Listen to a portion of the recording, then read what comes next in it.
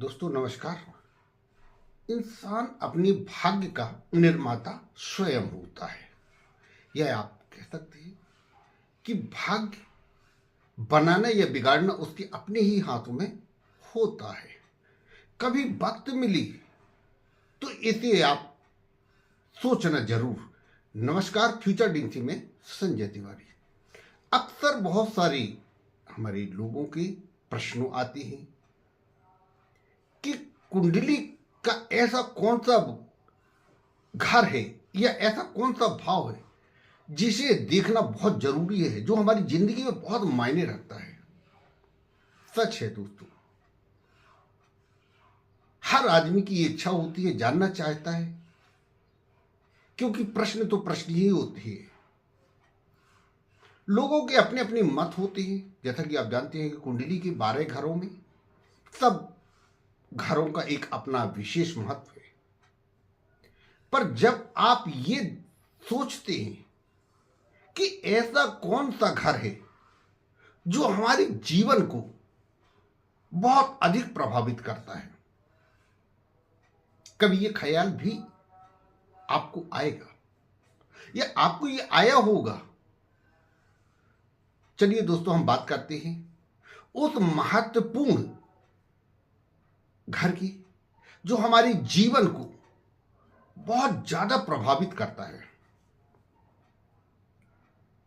कुंडली के 12वें घर में जो 12 भाव होते हैं, अगर देखा जाए तो जो 6वां भाव होता है, ये हमारी और आपकी, चाहे आप मैरिड लाइफ को बिलोंग करते हो, चाहे आप बैचलर लाइफ को बिलोंग करते हैं, सबसे ज्यादा प्रभावित करता है। क्योंकि ये भाव से हम शत्रु और रोग, ऋण, इनका विचार करते हैं। इसे अरिभाव भी कहते हैं। दोस्तों, जैसा कि आप जानते हैं कि जब कुंडली मिलान होता है तो 6वें भाव को देखना बेहद जरूरी होता है। अक्सर दाम्पत्य जीवन में जो कटुता आती है वो इसी 6वें घर को अच्छी तरह से न देखने के कारण आती है।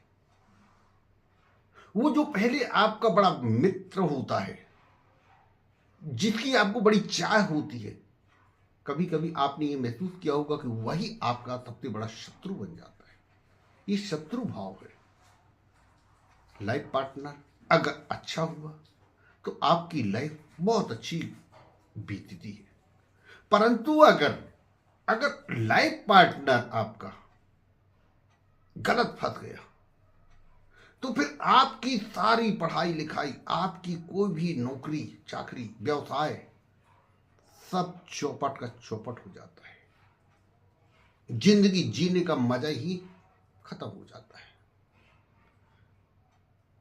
क्योंकि जो लाइफ पार्टनर होता है वही शत्रुवत व्यवहार करने लगता है। दोस्तों, जैसा कि मैंने कहा कि अगर आप मैरिड लाइफ में हैं, उस समय आपने ध्यान नहीं दिया, बात अलग है, परंतु आपके बच्चे होंगे। इस बात को विशेष ध्यान रखना। और जो बैचलर हैं, जैसा कि मैंने पहले कहा कि किस्मत बनाना और बिगाड़ना अपने ही हाथों में होता है। तो आप जब कभी आपको समय मिले तो आप अपनी कुंडली के 6वें भाव को या अपनी लाइफ पार्टनर के 6वें भाव को, उसमें बैठे हुए ग्रह और उस भाव में पड़ने वाले अन्य ग्रहों की दृष्टि के प्रभाव के बारे में जरूर सोचना। दोस्तों, 6वां भाव जो होता है ये ऋण संबंधी भी होता है। जीवन में जितना भी आप व्यय करते हैं, जो बिलों का भुगतान करते हैं, टैक्स वगैरह देते हैं, चाहे वो फिर रोग से रिलेटेड हो,